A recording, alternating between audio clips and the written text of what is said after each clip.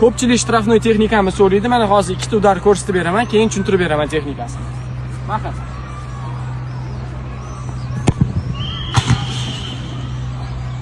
Bu birinchi udar. Normal ko'rindimi?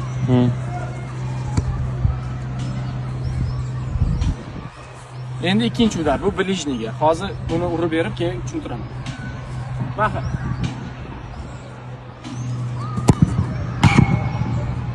Dalliga tepayotganda koptoni mana bu yorog'iga tepamiz. Oyog'imiz oxirigacha shu o'sishimiz kerak mana. Iloji boricha podyum aralash shu chiqadi. O'zi bu udarda Razbek ham katta rol o'ynamaydi, bitta qadamda ham tepsa bo'ladi.